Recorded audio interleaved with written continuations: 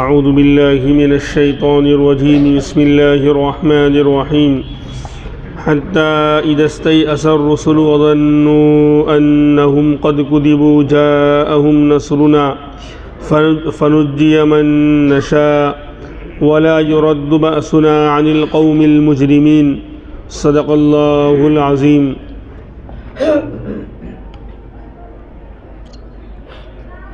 اللہ تبارک و تعالیٰ نے انسانوں کی ہدایت کے لیے ہر زمانے میں اپنے پاک نبیوں کو اور پیغمبروں کو اللہ بھیجتا رہا، لیکن نبی کے آنے کے بعد اور دعوت دینے کے بعد سارے لوگ ایمان قبول نہیں کرتے تھے، بلکہ نبی کو بجائے ماننے ان کا احترام کرنے کے الٹا ان کو ستاتے تھے، ان کو تکلیف پہنچاتے تھے اور الٹے سیدھے سوالات کرتے تھے اور دلیل اور معجزے کا مطالبہ کیا کرتے تھے، اور نبی کی طرف سے اللہ کی طرف سے دلیل معجزہ دیے جانے کے بعد بھی نہیں مانتے تھے، تو نبی کو بہت تکلیف ہوتی تھی۔ ہر زمانے میں یہ ہوتا رہا ہے، ہر زمانے کی نبیوں کی قوم نے سب نے ایمان قبول نہیں کیا، کچھ لوگوں نے کیا، اکثر لوگوں نے انکار کیا، یہی سسٹم اور یہی طریقہ چلا آتا رہا۔ تو رسول حالانکہ ایمان والے ہوتے ہیں، اللہ پر ان کا یقین اور بھروسہ ہوتا ہے، اور نبی کا سب سے زیادہ ہوتا ہے، سب سے بڑا ایمان نبیوں کا ہوتا ہے، لیکن انسانی نفس انسان ہے، کیونکہ ہر نبی انسان ہوتا ہے، تو انسانی تقاضے اور انسانی فطرت کی وجہ سے جب دیکھ رہے ہیں کہ قوم جو ہے بجائے ماننے کے اور زیادہ ستا رہی ہے، ہر دھرم اور ضد پر اتر آئی ہے، تو ان کو بھی کیا کہتے ہیں، اور اللہ کا وعدہ ہے کہ ہم آپ کی مدد کریں گے، لیکن اللہ جو ہے اللہ کا وعدہ وقت سے پہلے نہیں آتا۔ ایک طرف قوم سرکش بنی ہوئی ہے، نبی کو ستا رہی ہے، بجائے بات قبول کرنے کے الٹا انکار کر رہی ہے اور زیادہ جو ہے استہزاء اور مذاق اڑا رہی ہے، اور ایک طرف اللہ کا وعدہ تھا کہ ہم جو ہے آپ کی نبی کی مدد کریں گے، لیکن چونکہ وعدہ جو ہے وقت سے پہلے نہیں ہوتا، اللہ نے طے کر رکھا ہے کہ مدد تو کریں گے، نبی کی مدد بھی ہوگی، ایمان والوں کی بھی ہوگی، لیکن وقت پر ہوگی، اور وہ وقت اللہ کو معلوم، بندوں کو معلوم نہیں ہوتا۔ تو جب وقت لمبا ہوتا، مدد آنے میں تاخیر ہوتی، تو ایک مایوسی کی کیفیت، ایک جو ہے انسانی فطرت ہے۔ اس کا مطلب یہ نہیں کہ یقین نہیں اللہ کے وعدے پر، اللہ کے وعدے پر یقین ہوتا ہے، نبیوں کو تو بدرجہ اولا ہوتا ہے، لیکن نبی سمجھتے تھے کہ شاید جلدی اللہ کی مدد آ جائے گی، لیکن اللہ کیا لکھا ہے کہ نہیں، تھوڑا ہم تاخیر سے فلاں وقت پہ اپنی مدد بھیجیں گے، اپنے ماننے والوں کو بچائیں گے اور نہ ماننے والوں کو ہلاک کریں گے، تو اس میں تاخیر ہو جاتی تھی۔ اب یہ بات تو نبیوں کو نہیں معلوم، مسلمانوں کو نہیں معلوم، وہ بیچارے پریشان ہیں، ادھر لوگ ستا رہے ہیں، تکلیف پہنچا رہے ہیں، اور یہ لوگ جو ہے پریشان ہیں، تو ہوتا کیا تھا، ایک مایوسی کی کیفیت پیدا ہوتی کہ پتہ نہیں شاید اللہ کی مدد کیوں نہیں آ رہی ہے۔ تو اسی کے بارے میں کہہ رہے ہیں کہ آپ کو مایوس ہونے کی ضرورت نہیں ہے، ہر زمانے میں ایسا ہوتا رہا، حالات آئیں گے اور ایسا لگے گا کہ جو اللہ کے نافرمان ہیں وہ ہر چیز پر جو ہے قابو کرتے جائیں گے، کامیاب ہوتے جائیں گے، ستاتے جائیں گے اور مسلمانوں پر زندگی تنگ کرتے جائیں گے، تو مسلمان جو ہے وہ ڈر اور مایوسی کے عالم میں آ جائے گا، اور گویا بہت سے لوگ زبان سے بھی کہنے لگ جائیں گے اللہ کی مدد کب آئے گی، اللہ کی مدد کب آئے گی۔ تو کہا کہ اس طرح کے حالات تو ہر زمانے میں ہوتے رہے ہیں۔ کیوں؟ وجہ اس کی ہے کہ ہمارے یہاں ہر چیز طے ہے، عذاب کب آئے گا اس کا وقت طے ہے، وقت سے پہلے آ نہیں سکتا، اللہ کی مدد ہماری مدد کب آئے گی وہ بھی طے ہے، وقت آنے سے پہلے کوئی مدد کو اتار نہیں سکتا، اور وقت آ گیا تو کوئی روک نہیں سکتا، سب طے ہیں، لیکن یہ تو اللہ کو معلوم ہے تقدیر میں کیا لکھا ہوا ہے، اور کب کیا طے ہیں، کب عذاب، کب رحمت، کب جو ہے مدد، یہ اللہ جانتے ہیں، لیکن انسان نہیں جانتا، تو انسان گھبرا جاتا ہے اور مایوسی کے عالم میں چلا جاتا ہے۔ کہا کہ نہیں، یہ مایوس نہیں ہونا چاہیے اللہ کی، اور آج بھی ہمارے لیے سبق ہے، آج بھی ہمارے لیے سبق ہے کہ اللہ وہی ہے، اس کی طاقت وہی ہے جس نے قوم عاد، قوم سمود، قوم فرعون سب کو ٹھکانے لگا دیا، اس کی طاقت سے جو ٹکرایا، کل آخر میں بات آئی تھی، وہ چکنا چور ہوا، لا الہ الا اللہ کی طاقت سے آگے کوئی نہیں بڑھ سکا۔ لیکن شرط یہ ہے کہ ہم اللہ کی وعدوں پر یقین کر کے اس کے حکم پر چلنے والے بنیں، اس کی ماننے والے بنیں، اس کو پہچاننے والے بنیں۔ مدد تو اللہ کی آئے گی، یہ ہمارا اور آپ کا میٹر نہیں ہے، یہ اللہ کا مسئلہ ہے۔ اللہ نے جب لکھا ہے وہ آ کر رہے گی، اور جب وقت آ جائے گا دنیا کی کوئی طاقت اس کے وعدے کو اور اس کی مدد کو روک نہیں سکتی، اس کے عذاب کو بھی روک نہیں سکتی، یہ بالکل طے ہیں۔ تو فرمایا حتی اذا استیأس الرسل، یہاں تک کہ جب رسول مایوس اور نا امید ہو جایا کرتے تھے، یعنی ایک وقت ایسا آتا تھا کہ قوم ستا رہی ہے، جو نافرمان ہیں وہ اچھل رہے ہیں، وہ بل کے بل پارلیمنٹ میں پاس کرتے جا رہے ہیں، وہ سمجھ رہے ہیں کہ دنیا ہماری ہے اور ہم جو ہے جس طرح چاہیں گے چر کھائیں گے، جس طرح چاہیں گے۔ ہاں، ایک توحید کی للکار نے پورے ملک میں کوہرام برپا کر کے رکھ دیا ہے۔ تھوڑی سی جھلک نبیوں والے ایمان کی اور دعوت کی ایک جھلک آئی تو پورے ملک میں کوہرام برپا ہو گیا ہے۔ یہ ہے لا الہ الا اللہ کی طاقت میں، توحید کی طاقت میں یہ پاور ہوتا ہے۔ خیر، اللہ جو ہے ہمیں سمجھنے کی توفیق عطا فرمائے۔ مسلمان کہنے لگتے ہیں اس وقت ایسا نہیں بولنا چاہیے تھا، اس وقت ایسا نہیں بولنا چاہیے تھا۔ میں بڑی بات نہیں بولتا، جو آج ہمارے اکابر ہیں، ہماری سوچ جہاں ختم ہوتی ہے نا، اس سے کوسوں دور ان کی سوچ شروع ہوتی ہے۔ اور الحمدللہ ہم نے تو قریب سے دیکھا ہے، ان کی صحبتوں میں ہم رہے ہیں۔ میں خود حضرت کا شاگرد ہوں۔ سن رہے ہیں نا آج کل جو چل رہا ہے، تفصیلات میں جانے کی ضرورت نہیں ہے، صحیح سچ بات بولی، کسی کے اوپر کوئی الزام نہیں لگایا۔ تو اب آج کل کے لوگ جن کو نہ دین سے تعلق ہے، نہ اسلام سے تعلق ہے، نہ نماز روزے سے تعلق ہے، منہ میں چونکہ لگام تو ہے نہیں، ہڈی تو ہے نہیں زبان میں، جس کے اوپر بھی آیا جو آیا کمنٹ کر دیا، بول دیا کہ اس وقت تو نہیں بولنا چاہیے، تو کون سا وقت آئے گا؟ نہیں بولو تو بھی جرم، بولو تو بھی جرم، تو کرے کیا؟ اور پھر اکابر کو اور بڑوں کو ہم جیسے لوگ سمجھائیں گے حضرت آپ کو کیا بولنا ہے اور کیا نہیں بولنا ہے۔ قلندر آنچے گویت دیدہ بگویت، اللہ والے جو دیکھتے ہیں نا، جو بولتے ہیں وہ دیکھ کر اور سن کر اور سمجھ کر بولتے ہیں، اور اس شخصیت، وہ جذباتی شخصیت نہیں ہے کہ جوش میں آگے ایک بیان کر دیا اور ہو گیا۔ ان کی دور اندیشی کو ہم سلام کرتے ہیں۔ حضرت مولانا ارشد مدنی دامت برکاتہم، اللہ ان کا سایہ تعدیر قائم و دائم رکھے۔ ہمارے تو استاد، ہم نے تو بہت قریب سے پڑھا ہے، دیکھا ہے، سنا ہے، سب کچھ کیا ہے۔ اس لیے اگر ہم سے کوئی اچھا کام نہیں ہو سکتا تو کمنٹ بھی نہیں کرنا چاہیے الٹی سیدھی، کل پوچھے گا اللہ۔ خیر، اللہ جو خیر کا معاملہ فرمائے ہر ایک کے لیے۔ ہم تو بھلائی اور جو ہے امن کا ہی پیغام اسلام کے معنی سلامتی کے ہیں۔ ہر ایک کو اسلام کی دعوت یہ بھئی اس کے دامن میں آ جاؤ گے سلامتی ملے گی۔ ہاں، پوری انسانیت کے لیے ہدی للناس کہا گیا کہ یہ قرآن ہدایت ہے پوری انسانیت کے لیے، صرف مسلمانوں کے لیے قرآن نہیں اترا ہے، سب کے لیے اترا ہے۔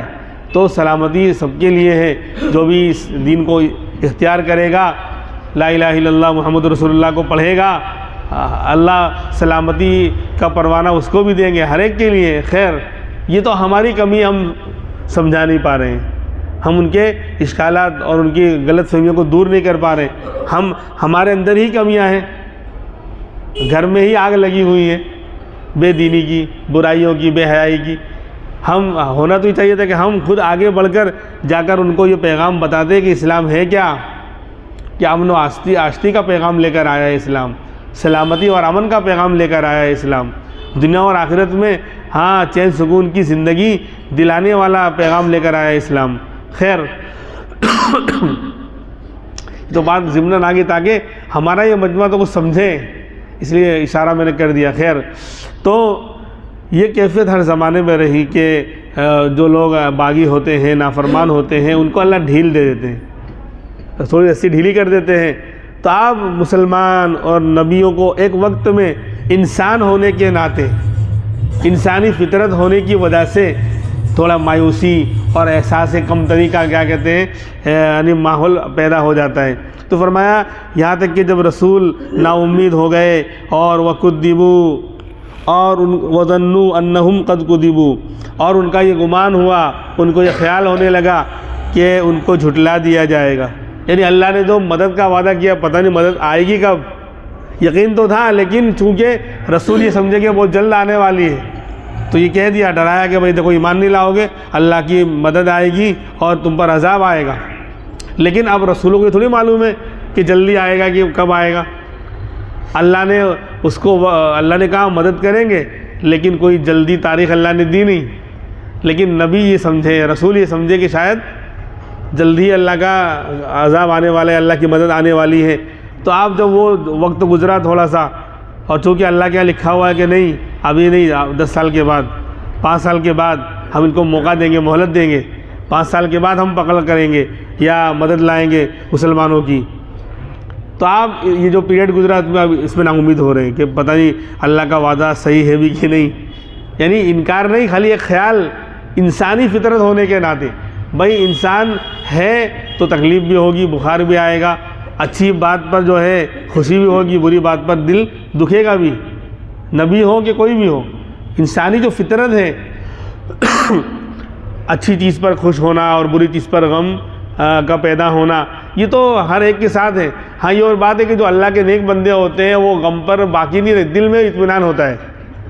دل تو یعنی تھوڑا غمگین تو ہوا وقتی طور پر، لیکن پھر اطمینان کی کیفیت اللہ ان کو دے دیتے ہیں. اور جو نافرمان ہوتے ہیں وہ اسی میں بھولتے رہتے ہیں. یہ فرق ہوتا ہے. لیکن انسان ہونے کے ناطے درد بھی آئے گا، غم بھی آئے گا، اور خوشی کے موقع پر خوشی کا احساس بھی ہوگا، سب ہوگا. انسان ہے اس لیے. تو اس انسانی کیفیت کی وجہ سے جو ہے یہ دل میں خیال آنے لگا کہ پتہ نہیں کہیں ہماری بات غلط تو نہیں ہو گئی. ہم جو کہتے تھے اللہ کی مدد آئے گی، اللہ کی مدد تو آ نہیں رہی ہے. تو اس لیے نہیں آ رہی ہے کہ اس کا وقت طے ہے، ابھی وہ وقت آیا نہیں تو کیسے آ جائے گی. اور رسول سمجھ رہے ہیں کہ جلدی آنے والی تھی، اس لیے اعلان کر دیا. اور اللہ کا وعدہ ابھی جو ہے باقی ہے، اس کا وقت ابھی باقی ہے، اس لیے نہیں آیا. صلح حدیبیہ کے موقع سے جو اس سے پہلے جو آپ نے خواب دیکھا تھا، اس کی ایک مثال میں دے رہا ہوں. خواب دیکھا آپ نے کہ ہم جو ہے کعبۃ اللہ کا طواف کر رہے ہیں احرام کی حالت میں، حالانکہ آپ تو مدینہ میں ہیں، اور مکہ جو ہے کفر کا گڑھ ہے، ابھی فتح نہیں ہوا ہے. سن 6 ہجری کا واقعہ. آپ نے خواب دیکھا کہ میں جو ہے کعبۃ اللہ کا طواف کر رہا ہوں، تو اور نبی کا خواب سچا ہوتا ہے. تو اس خواب کی تعبیر اور اس پر عمل کرنے کے لیے آپ نکلے 1400-1500 صحابہ کرام کی جماعت لے کر مدینہ سے مکہ عمرہ کرنے کے لیے، اور اس خواب کو جو ہے اس کی شرمندہ تعبیر کرنے کے لیے نکلے. لیکن آپ کو روک دیا گیا، آپ کو روک دیا. آپ سمجھ رہے تھے کہ بس ابھی خواب پورا ہو جائے گا، ابھی تعبیر ہو جائے گی، جو اللہ نے وعدہ کیا ہے کعبۃ اللہ کو کے طواف کروانے کا، عمرہ کرنے کا، بس اسی سال پورا ہو جائے گا. تو آپ پوری تیاری کے ساتھ آئے، لیکن روک دیا گیا. صلح حدیبیہ ہوئی، صلح ہوئی باقاعدہ کہ اس سال آپ کو واپس بالکل حدیبیہ جدہ سے بالکل قریب میں ہی ہے، مکہ سے بالکل قریب ہی کی جگہ ہے. شمیسیہ آج اس کو کہا جاتا ہے، بالکل قریب کی جگہ، ایک دم بالکل مکہ پہنچنے والے تھے، وہاں روک دیا گیا. اب ظاہر سی بات ہے کہ مہینوں کا سفر کر کے کوئی آیا ہو اور بالکل قریب سے روک دیا جائے، کتنا کھلے گا. تو صحابہ کرام کو بہت کھل رہا تھا. لیکن کفار مکہ نے کہا کہ نہیں، اس سال آپ واپس جائیں گے، آئندہ سال آئیں گے، پھر احرام باندھیں گے اور 3 دن صرف ٹھہریں گے، اور ہتھیار وغیرہ میان میں رکھ کر آئیں گے، یعنی ہتھیار جو ہے کھلم کھلا لے کر نہیں آئیں گے، اور 3 دن میں واپس چلے جائیں گے.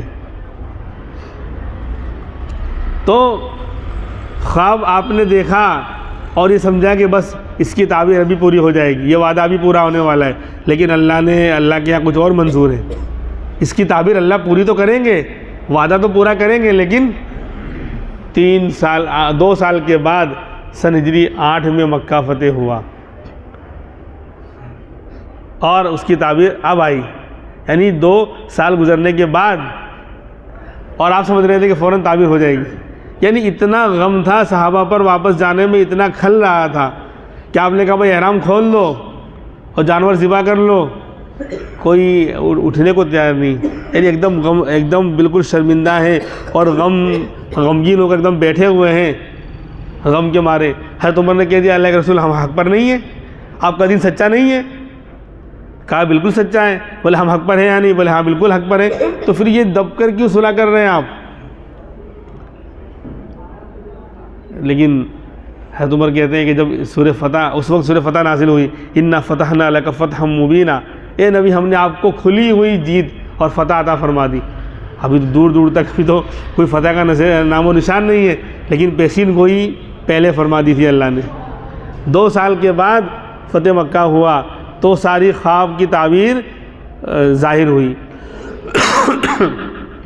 تو یہ مسئلہ ہے، تب پتہ چلا صحابہ کو واقعی ہم جو سوچ رہے تھے اس سے بڑھ کر اللہ تبارک و تعالیٰ نے فتح اور کامیابی عطا فرمائی۔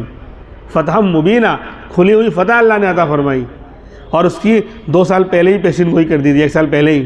خیر، تو یہ ہوتا ہے کہ انسان کچھ اور سوچ رہا ہوتا ہے، اللہ کی مدد آئی نہیں، اللہ کی مدد کب آئے گی، ارے کب آئے گی۔ اللہ کہہ رہے بندے تو ہلکی پھلکی مدد مانگ رہا ہے، ہم تو بڑی مدد تھوڑا تاخیر سے لائیں گے، لیکن اس سے بڑی کامیابی تجھے دینے والے ہیں۔ تو حیران ہو جائے گا، تو سوچ بھی نہیں پائے گا۔ تو 1 لاکھ مانگ رہا تھا، ہم تجھے 10 لاکھ دینے والے ہیں، لیکن تھوڑا 1 سال اور رک جا۔ مال کی بات مجھے جلدی سمجھ میں آتی ہے۔ خیر، یعنی تو 1 لاکھ مانگ رہا تھا، ہم تجھے 10 لاکھ دینے والے، لیکن 1 سال کے بعد، 2 سال کے بعد۔ تو آج مانگ رہا تھا، اس مہینے کے آخر میں مانگ رہا تھا، ہم نے کہا کہ نہیں ابھی کوئی زیادہ فائدہ نہیں ہوگا، ہم تیرے لیے جو ہے 1 سال کے بعد 2024 کے اندر بہت سے لوگ بھوشیہ وانی کر رہے ہیں کیا کہ مہدی علیہ السلام کا ظہور ہونے والا ہے۔ قرآن و حدیث پڑھیں گے تو زیادہ سمجھ میں آئے گا۔ وقت اتنا بھی قریب نہیں آ گیا، ابھی بہت سی چیزیں باقی ہیں۔ اللہ نہ کرے کہ اللہ ہمارے سامنے جو علامت قیامت کو ظاہر کرے، اس سے پہلے اللہ جو ہے ہمیں ٹھیک ٹھاک ایمان کے ساتھ دنیا میں زندہ رکھنے کی، اور اگر آ بھی جاتی ہے تو ایمان کے ساتھ اللہ ہم کو سلامت رکھے، یہ دعا مانگنی چاہیے۔ وہ تو فتنوں کا دور ہوگا، اور زیادہ فتنے آئیں گے۔ کسی نے 2020 میں یا 21 میں کی تھی وہ بھی چلا گیا، 22 میں کی تھی وہ بھی چلا گیا، اب 24 کا کیا ہے، لیکن وہ بھی سمجھ میں نہیں آتا۔ جو قرآن و حدیث کی جو لوگ پڑھتے ہیں وہ جانتے ہیں، ہم لوگ پڑھنے پڑھانے والے لوگ ہیں، اس لیے علامتیں ابھی بہت کچھ باقی ہیں۔ خیر، تو فرمایا کہ رسولوں کو یہ گمان ہونے لگا کہ ان کو جھٹلا دیا جائے گا، تو فجاءہم نصرنا، تو ہماری مدد آتی ہے۔ پھر جب ان کو ایک دم مایوسی ہونے لگی کہ شاید پتہ نہیں اللہ کی مدد آئے گی کب آئے گی، جیسے آج مسلمان بولتا ہے نا کہ ہم حق پر ہیں تو ہمارے اللہ کی مدد کیوں نہیں آ رہی ہے، حالانکہ یہ منہ اور مسور کی دال۔ آج کے عام مسلمانوں پر تو یہ جملہ فٹ آئے گا کہ یہ منہ اور مسور کی دال۔ ارے وہ بادشاہ یہ جو نکلا ہے نا محاورہ، اس کے پیچھے بھی، ہر محاورے کے پیچھے بھی کچھ نہ کچھ حقیقت ہوتی ہے۔ وہ مسور کی دال اس زمانے میں نوابوں کے لیے بنتی تھی، جسے آج کل بہت اسٹرانگ قسم کا پلنگ توڑ معجون ہو نا، اس سے بھی پاورفل کئی گنا زیادہ اس میں دنیا بھر کی مغزیات اور چیزیں اور جڑی بوٹیاں ڈال کر وہ مسور کی دال بنائی جاتی تھی، جو نواب سب کھاتے تھے اور پھر 10 جگہ جاتے تھے۔ سمجھ رہے نا آپ؟ ہاں، تو ایک دن جو ہے وہ ان کے حجام نے تھوڑی دال بچ گئی تھی، جب بولے جب پھینک کے آ جا، تو اس نے کہا کہ نواب صاحب کی دال ہے، لاؤ تھوڑا ٹیسٹ کرو۔ اس نے کھا لیا، تو آپ اس کو پھر کہاں بھیجنا پڑے گا؟ جانوروں کے پاس بھیجنا پڑا۔ یہ یعنی لکھا ہے اس کے محاورے کے پیچھے، یعنی اس کی خواہش پوری کرنے کے لیے۔ تو اس کو کہا جاتا ہے یہ منہ اور مسور کی دال، یعنی اس حجام کو کہا گیا کہ یہ منہ اور آپ کھائیں گے مسور کی دال، اس کے لیے اس کے لوازمات چاہیے، اس کے بعد جو معاملہ ہوگا اس کو پورا کرنے کے لیے۔ خیر، تو یہاں پر یہی حال ہے کہ ہم تو کچھ کر نہیں رہے ہیں، نہ اللہ کی طرف متوجہ ہو رہے ہیں، نہ اعمال کی طرف آ رہے ہیں، نہ گناہوں سے توبہ کر رہے ہیں، اور کہہ رہے اللہ کی مدد نہیں آئے گی، تو کہا جائے گا یہ منہ اور مسور کی دال، یہ منہ اور یعنی کچھ تو کرے تو صحیح اپنے اندر، کچھ تو جذبہ پیدا کرے، پھر اللہ سے مانگے، اور اللہ کی مدد کیوں نہیں آئے گی؟ ضرور آئے گی، وہی اللہ ہے، اس کی طاقت وہی ہے، لیکن ہم بدل گئے۔ اللہ نہیں بدلا، اللہ کا فیصلہ نہیں بدلا، اللہ کا وعدہ جو قرآن میں وہ نہیں بدلا، مدد کا، نصرت کا۔ انا لننصر رسلنا والذین آمنوا، ہم ہمارے رسولوں کی اور ایمان والوں کی مدد کرتے ہیں اور آئندہ بھی کرتے رہیں گے، صاف وعدہ ہے۔ لیکن ہم بدل گئے، ہم بگڑ گئے، اللہ ہمیں سمجھنے کی توفیق عطا فرمائے۔ جی، تو فرماتے ہیں پھر ہماری مدد ان کے پاس آ جاتی ہے، فنجی من نشاء، تو ہم جس کو بچانا چاہتے ہیں بچا لیتے ہیں، تو بچا لیا جاتا ہے اس کو جس کو ہم بچانا چاہتے ہیں، تو بچے گا وہ جس کو اللہ بچائیں گے، ورنہ ہلاک کر دیے جائیں گے۔ اور وَلَا يُرَدُّ بَأْسُنَا عَنِ الْقَوْمِ الْمُجْرِمِينَ، اور ہمارا عذاب مجرم قوموں سے پھر ہٹایا نہیں جائے گا۔ اب یہ آ نہیں رہا ہے کیونکہ وقت نہیں آیا، وقت آ گیا تو جس کو ہم بچائیں گے وہی بچے گا، اور مجرم قوم سے ہمارا عذاب ہٹنے والا نہیں۔ جو مجرم ہیں، جرم کر رہے ہیں، اللہ کی نافرمانیاں کر کے اپنے اوپر جرم کر رہے ہیں، ان مجرموں کو پکڑ لیا جائے گا، ان سے عذاب ٹلنے والا نہیں ہے۔ آخری آیت اس سورت کی بس یہ پوری ہو رہی ہے۔ فرمایا لقد کان فی قصصہم عبرہ، ان انبیاء کے واقعات میں عبرت ہے۔ یوسف علیہ السلام کے واقعات ہوں یا دیگر انبیاء کے واقعات ہوں، قرآن کریم کے جو بھی واقعات بیان کیے گئے ہیں، لقد کان فی قصصہم، قصص قصہ کی جمع ہے، ان انبیاء کے قصوں میں، واقعات میں عبرت کا سامان ہے۔ کس کے لیے؟ لِأُولِي الْأَلْبَابِ، عقل مندوں کے لیے، یعنی جن کو اللہ نے عقل دی ہے اور عقل کو استعمال کر رہا ہے وہ، ورنہ بہت سے لوگ عقل اور اسباب ہوتے ہیں علم کے، اس کو استعمال نہیں کرتے، تو پھر وہ عقل مند ہو کر بھی سب سے بڑے بیوقوف ہیں۔ اس لیے کہا نا کہ لہم قلوب لا یفقہون بہا، دل تو ہے لیکن سمجھتے نہیں، ولہم اعین لا یبصرون بہا، آنکھیں تو ہے لیکن دیکھتے نہیں۔ جب ان آنکھوں سے سب کچھ نظر آ رہا ہے لیکن حق نظر نہیں آ رہا ہے، سیدھا راستہ نظر نہیں آ رہا ہے، اللہ کی قدرت کی نشانیاں دیکھ کر اللہ نے سمجھ میں نہیں آ رہا ہے اور اس کی نشانیاں نظر نہیں آ رہی ہیں، تو پھر آنکھوں کا ہونا یہ تو اندھا ہے۔ یہ تو آنکھیں لیکن دیکھتے نہیں، کان ہے لیکن سنتے نہیں۔ کان اللہ نے دیا تھا کہ اچھی بات سنتا، ہدایت کی باتوں کو سنتا، اللہ کی بڑائی عظمت کو سنتا اور سمجھتا اور ایمان لاتا اور اچھے عمل کرتا۔ تو جب کان کو اچھے کاموں میں استعمال ہی نہیں کیا تو کان ہے لیکن سنتے، کہ ہونا نہ ہونا برابر ہے، کان کا ہونا نہ ہونا برابر ہے۔ اس لیے کہہ رہے ہیں کہ ان قصوں میں عبرت کا سامان ہے۔ ہاں، اس سے ہمیں سبق ملتا ہے، عبرتیں اور نصیحتیں ملتی ہیں۔ کس کے لیے؟ لِأُولِي الْأَلْبَابِ، جو عقل مند ہیں، عقل والے ہیں، تو عقل والوں کو اس سے فائدہ ہوتا ہے۔ اگر ہمیں فائدہ ہو رہا ہے تو واقعی ہم عقل والے ہیں، اور اگر فائدہ نہیں ہو رہا ہے، ہزاروں واقعات گزر جا رہے ہیں، سر سے اوپر سے جا رہے ہیں، ہم مجلسوں میں آ رہے ہیں، بیٹھ رہے ہیں اور واقعات اوپر سے گزرتے جا رہے ہیں اور دل میں کوئی اثر نہیں ہو رہا ہے، تو علاج کرانے کی ضرورت ہے۔ بولے آنکھ سے دکھ نہیں رہا ہے تو علاج کراتا ہے کہ نہیں؟ تو آنکھ سے حق بات نظر نہیں آ رہی، کان سے حق بات سنائی نہیں دے رہا ہے، دل میں حق بات سمجھ میں نہیں آ رہی، اور عقل میں حق بات کیا کہتے ہیں سنائی اور سمجھ میں نہیں آ رہی، تو اس کا مطلب سب بیمار ہو چکے ہیں، اس کا علاج کرانے کی ضرورت ہے۔ علاج ہوتا ہے اللہ والوں کے پاس، روحانی طبیب، جس طرح جسمانی طبیب ڈاکٹر کے پاس آدمی جا کر کیا کہتے ہیں، اگر سردی تھوڑی ہوئی ہے تو اتنا بتائے گا، 10 تو 5 مرتبہ تو کہے گا، 15 مرتبہ بولا ڈاکٹر صاحب جا چکا ہوں اندر باہر۔ کیوں؟ معلوم ہے کہ سامنے جو ہے وہ طبیب بیٹھا ہوا ہے، ڈاکٹر بیٹھا ہوا ہے، پھر جو بولے گا اس کے مطابق عمل کرے گا بندہ، کہ تم کو یہ نہیں کھانا، یہ نہیں لینا، یہ دوا لینی، اس طرح لینی ہے۔ تو ٹھیک اسی طریقے سے جب یہ چیزیں آنکھ، کان اور دل بگڑ جاتے ہیں، حق باتیں اس پر اثر نہیں کر رہی، تو پھر روحانی ڈاکٹروں کے پاس جایا جاتا ہے۔ وہ بتائیں گے آپ کو کیا بیماری ہے، ڈاکٹر بتائے گا نا آپ کو کہ آپ کو کیا پرابلم ہے۔ حکیم صاحب نبض پکڑ کے بتاتے تھے، ہاں اب تو یہ نباز حکیم بھی دنیا میں کم ہوتے جا رہے ہیں، ورنہ دیوبند میں ہم نے دیکھا کہ دو حکیموں کو تو اچھی طرح میں جانتا ہوں، اس میں سے شاید ایک تو اللہ کو پیارے ہو گئے۔ اگر آپ نے بول دیا کہ مجھے یہ ہوا ہے تو بھگا دیں گے، آپ بول نہیں سکتے ان کے سامنے، بولے میں کس لیے ہوں، میں کون سے مرضی کی دوا ہوں۔ نبض پکڑ کر وہ آپ کو سب بتائیں گے کہ آپ کو کیا پرابلم ہے، کیا بیماری ہے۔ وہاں سائلنٹ موڈ پہ رہنا ہے، کچھ بولنا نہیں، اگر بولے تو گئے۔ اس زمانے میں 10 روپے فیس ہوتی تھی، آج ہم لوگ 800-1000 روپے دیتے ہیں نا ڈاکٹر کو، تو اس طرح نبض دیکھنے کی 10 روپے، آج سے 15-18 سال پہلے کی بات کر رہا ہوں، 10 روپے ان کی فیس ہوتی تھی، چپ چاپ، اور وہ اونچا سنتے تھے، اور آپ نے کچھ بولا تو غصے ہو جائیں گے فوراً، تو ہاتھ بس رکھا، فوراً بتایا کہ آپ کو یہ بیماری، یہ پرابلم ہے، اور اکثر یعنی نباز سے باتیں صحیح ہوتی تھی۔ خیر، تو فرمایا کہ اس میں عقل مندوں کے لیے عبرتیں ہیں۔ ما کان حدیثا یفترا، یہ بنی بنائی بات نہیں ہے قرآن، یہ گھڑی ہوئی اور بنی بنائی کیا کہتے ہیں، گھڑی ہوئی کتاب یا بنی بنائی باتیں نہیں ہیں۔ تو کیا ہے یہ، ولیکن تصدیق الذی بین یدیہ، لیکن یہ قرآن اپنی اگلی کتابوں کی سچائی کو ثابت کر رہی ہے، تصدیق کر رہی ہے۔ اگلی کتابیں تورات، زبور، انجیل جو پہلے اس سے پہلے انبیاء کو دی گئیں، اس کا مضمون اٹھا کر دیکھ لو، قرآن کا مضمون دیکھ لو، ایک ہی ملے گا آپ کو۔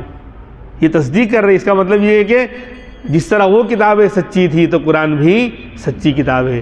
یہ تصدیق کر رہا ہے قرآن اپنی اگلی کتابوں کی، یعنی یہ بتا رہا ہے کہ تورات میں جو تھا یہاں بھی ہے، وہاں بھی اللہ کو ماننا تھا، نبی پر ایمان لانا تھا، جنت و جہنم کا مسئلہ تھا، یہاں پر بھی ہے۔ تو یہ قرآن تصدیق ہے اگلی کتابوں کی، تورات، زبور، انجیل کی۔ اور فرمایا اور کیا ہے، وَتَفْصِيلَ كُلِّ شَيْءٍ، اور ہر چیز کی ڈیٹیلز اس کے اندر موجود ہے، ہر چیز کو کھول کھول کر قرآن کریم نے اور قرآن نے نہیں تو اللہ کے رسول نے بیان کیا ہے۔ پھر اللہ کے رسول کا جو فرمان ہے وہ بھی قرآن ہی ہے، یعنی مانند قرآن ہے۔ الفاظ تو 30 پارے میں ہیں، نبی نے جو سمجھایا ہے اپنے الفاظ کے ذریعے وہ اسی کا معنی، اسی کی گائیڈ ہے۔ تو گائیڈ بھی تو کتاب ہی کی ہوتی ہے، جو لوگ اسکول جانتے گئے وہ جانتے ہیں کہ جو گائیڈ ہوتی ہے وہ بھی تو کتاب ہی کی تو ہوتی ہے، اسی کی ڈیٹیلز اور تفصیلات ہوتی ہیں۔ تو سمجھو قرآن اصل کتاب ہے اور گائیڈ جو ہے وہ حدیث ہے، گائیڈ جو ہے ہاں، اور گالاس گائیڈ ہو کہ فلاں کی گائیڈ ہو، جس کی بھی ہو، آج کل اسکول کالجوں میں چلتی ہیں، تو وہ کتاب ہی کے تو تفصیلیں ہوتی ہیں، وہاں بڑا چڑھا کر جو ہے لکھا جاتا ہے۔ تو اسی طریقے سے حدیث میں آپ نے جو فرمایا ہے وہ بھی قرآن ہی ہے۔ تو فرمایا کہ ہر چیز کا اس کے اندر بیان ہے، یعنی مطلب یہ کہ اب ہمیں کہیں اور جانے کی ضرورت نہیں ہے۔ قیامت تک جو بھی مسئلہ پیدا ہوگا قرآن اور حدیث کی روشنی میں اس کا حل نہ نکلے، یہ ناممکن ہے، یہ ناممکن ہے۔ اونٹ پہاڑ کے نیچے آئے گا تو حل ملے گا، ایرے گہرے نتھو خیرے کے پاس جائیں گے تو نہیں ملے گا، لیکن قرآن و حدیث کے جاننے والے ان کے پاس آپ آئیے، ہر مسئلے کا حل پائیے، ہر مسئلے کا حل آپ کو ملے گا۔ وقت نہیں ہے ورنہ میں آپ کو ایسی مثالیں دیتا ہوں کہ یعنی جس کا وجود بھی اس زمانے میں نہیں تھا، ایسے سے مسئلے لوگ لکھ کے چلے گئے، ایک خیالی کہ ایسا ہو تو کیا کرنا، ایسا ہو تو کیا کرنا، جو آج بھی وجود میں نہیں ہوا ہے، ہو سکتا ہے آئندہ وجود میں آئے۔ ہوائی جہاز پہ نماز پڑھنا، جہاں پر 6 مہینے کا دن 6 مہینے کی رات ہے وہاں نماز کیسے پڑھیں گے، جہاں سورج ڈوبتا ہی نہیں ہے پورے سال وہاں نماز کیسے پڑھیں گے، روزے کا مسئلہ کیا ہوگا۔ اس چیپٹر کو سمجھانے کے لیے 1 گھنٹہ چاہیے، میں خالی اشارہ کر رہا ہوں، یعنی ہر چیز کا حل ملے گا، ہر چیز کا، نئی چیز پیدا ہوگی اس کا بھی حل ملے گا۔ سواری کی جتنی گاڑیاں آج وجود میں آئی ہیں آپ زیادہ جانتے ہیں، 4 ویل ہو 2 ویل ہو، 4 ویل کے تو نام میں 1-2 کے علاوہ جانتا ہی نہیں ہوں، جو بھی 4 ویل ہیں اور یا 2 ویل جتنے بھی آئے ہیں سب قرآن میں ہیں اور نہیں ہیں، سب قرآن میں ہیں اور نہیں ہے، ایک بھی قرآن میں نہیں ہے اور سب قرآن میں ہے۔ ایسا جو اصول کو جانتا ہے وہ نکال کے بتائے گا کس طریقے سے قرآن میں ہے اور کس طریقے سے نہیں ہے۔ مثال دوں، قرآن نے کہا والخیل والبغال والحمیر لترکبوها وزینہ ویخلق ما لا تعلمون، کہ اللہ نے کیا کیا پیدا کیا، گھوڑے، گدھے اور خچروں کو اللہ نے پیدا کیا ہے، کیوں؟ تاکہ تم اس پر سواری حاصل، یعنی سواری کے لیے، اور دوسرا زینت کے لیے، یعنی فنکشن کے اندر زیب و زینت کے لیے۔ گھوڑے پہ آدمی بیٹھتا ہے تو آج BMW فیل ہے، شاندار گھوڑا ہو تو زیب و زینت کے لیے اللہ نے ان کو پیدا کیا اور سواری کے لیے۔ اس زمانے میں گھوڑا خچر گدھے ہی تھے صحابہ اور نبی کے زمانے میں۔ پھر فرماتا ہے وَيَخْلُقُ مَا لَا تَعْلَمُونَ، اور اللہ سواریوں کے لیے اور بھی چیزیں پیدا کرتا ہے اور آئندہ کرے گا جس کو اے صحابہ اور اے نبی تم نہیں جانتے۔ آئندہ اللہ سواریوں کے لیے اور زیب و زینت کے لیے، یعنی ہوشیاری اور مارنے کے لیے اور بھی چیزوں کو پیدا کرے گا سواری کے طور پر جس کو تم نہیں جانتے۔ تو تو اب قیامت تک جتنی سواریاں پیدا ہوتی رہیں گی وَيَخْلُقُ مَا لَا تَعْلَمُونَ کے اندر سب آئیں گی. تو سب ہے لیکن ایک بھی نہیں ہے. کہیں لکھا ہے وَيَخْلُقُ ایکٹیوا کا لفظ اندر ہے, نہیں ہے لیکن ہے. بائک ہونڈا کی ہو کہ سوزوکی کی فلاں کی ہو, نہیں ہے لیکن ہے. BMW بھی ہے, ساری کاراں اور فلاں سب ہیں, ٹرین بس سب اندر ہیں. وَيَخْلُقُ مَا لَا تَعْلَمُونَ. اور اے صحابہ اور اے نبی, اللہ سواریوں کے لیے ایسی چیزوں کو پیدا کرے گا اور کرتا ہے جس کو تم نہیں جانتے. سب اندر آگے نہیں آ گیا. یہی تو خالق کا کلام ہے. انسان کا کلام ہوتا تو انسان اپنی نالج کے مطابق لکھتا اور چلے جاتا. بعد میں دوسروں لوگ آتے ہیں بولے بھائی اس کا علم ادھورا ہے, اب BMW آئی, اب فلاں آئی. لیکن میرے رب کا کلام دیکھو, اتنے جملے کے اندر سب آ گیا. کچھ بھی آپ وجود میں لے آؤ سواری کے لیے وَيَخْلُقُ مَا لَا تَعْلَمُونَ کے اندر ہے. یہی تو ہے خالق کا کلام. اس کو کہتے ہیں کہ چمچ میں سمندر کو سمو دیا ہے, گلاس میں نہیں, ایک چمچ کے اندر سمندر کو سمو دیا ہے. خیر, اللہ تبارک و تعالیٰ, یہ صورت پوری ہو رہی ہے تو قرآن میں ہر چیز کی تفصیل موجود ہے. اور وَہُدًى, قرآن ہدایت ہے, قرآن ہدایت ہے. اے اللہ ہمارے لیے قرآن کو ہدایت بنا دیجئے. وَرَحْمَةً, اور قرآن رحمت ہے. لِقَوْمٍ يُؤْمِنُونَ, ایمان والوں کے لیے. قرآن ایمان والوں کے لیے ہدایت بھی ہے اور رحمت بھی ہے.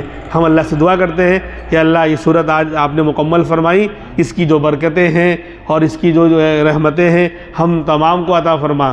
اور اس سلسلے کو جو سلسلہ چل رہا ہے تفسیر کا تا دیر قائم و دائم فرما, تاکہ ہم خوب اس سے خوب استفادہ کریں, فائدہ اٹھائیں, اور ہر طرح کے شرور و فتن سے, حاسدین کے حسد سے, فتین کے فتنے سے, ظالمین کے ظلم سے, ماکرین کے مکر سے, ساحرین کے سحر سے, فاسقین کے فسق سے, کیناور کے کینے سے, حاسدین کے حسد سے اور ظالمین کے ظلم سے اللہ تبارک و تعالی ہم تمام کو محفوظ فرمائے. اور اس سلسلے کو, یہ قرآنی درس اور تفسیر کے سلسلے کو بھی ہر طرح کے شرور و فتن سے محفوظ رکھے, خالص اللہ کے لیے اور دین کے لیے اس عمل کو اللہ قبول فرمائے. وآخر دعوانا ان الحمد للہ رب العالمین.